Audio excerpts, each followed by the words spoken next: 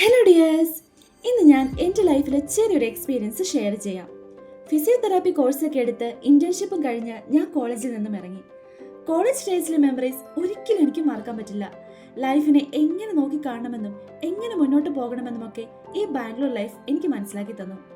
Internship ഒക്കെ കഴിഞ്ഞ് ബാംഗ്ലൂർ തന്നെ ജോബ് നേടണമെന്ന് എനിക്കുണ്ടായിരുന്നു. വേറെ ഒന്നുമല്ല, ഫ്രണ്ട്സ് ഒക്കെ ആയിട്ട് പഴയ മെമ്മറീസിനെ ഒന്ന് റീക്രിയേറ്റ് ചെയ്യാൻ പറ്റിയാലോ. ആരൊക്കെ എന്തൊക്കെ പറഞ്ഞാലും ബാംഗ്ലൂരിനുള്ള ആ അറ്റാച്ച്മെന്റ് എനിക്ക് ഇപ്പോഴും ഉണ്ട്. അങ്ങനെ എനിക്ക് ജോബ് കിട്ടി. ബാംഗ്ലൂർ തന്നെ കോളേജ് ഏരിയയിൽ നിന്നും കുറച്ച് മാറി. First interview, first job. എന്നായാലും ആ ജോബ് കിട്ടിയതിൽ ഞാൻ ഭയങ്കര എക്സൈറ്റഡ് ആയിരുന്നു. എന്നാൽ ഞാൻ ബാംഗ്ലൂർ തിരിച്ചെത്തിയപ്പോഴേക്കും എന്റെ ഫ്രണ്ട്സ് എല്ലാം പല വഴിക്ക് പോയി. ചിലർ പഠിക്കാൻ, ചിലർ ജോലിക്ക്.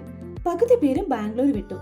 അങ്ങനെ ഒരു പരിചയമില്ലാത്ത ബാംഗ്ലൂരിലെ ഒരു ഏരിയയിൽ ഞാൻ ചെന്നു. ജോബിന് കയറി. ജോലിക്ക് കയറിയ ആദ്യ കുറച്ച് നാളുകൾ ഞാൻ ഒട്ടും ഓക്കെ അല്ലായിരുന്നു. എന്നാൽ പോകെ പോകെ പതുക്കെ എല്ലാവരുമായിട്ടും സംസാരിച്ചു തുടങ്ങി.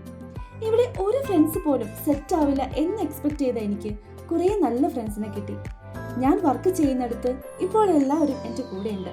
ഒരു ഫാമിലി പോലെയാണ് ഞാൻ കാണുന്നത്. ഇപ്പോൾ ഞാൻ ഹാപ്പിയാണ്. ഇതിൽ നിന്നും എനിക്ക് മനസ്സിലായത്, എവിടെയായാലും നമുക്ക് ജീവിക്കാൻ പറ്റും, ഇൻഡിപെൻഡൻ്റ് ആയിട്ട് തന്നെ.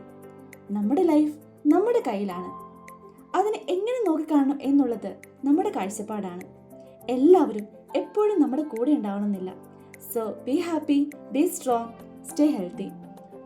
അപ്പോൾ ശരി, നെക്സ്റ്റ് വീഡിയോ ആയിട്ട് കാണാം. Bye by.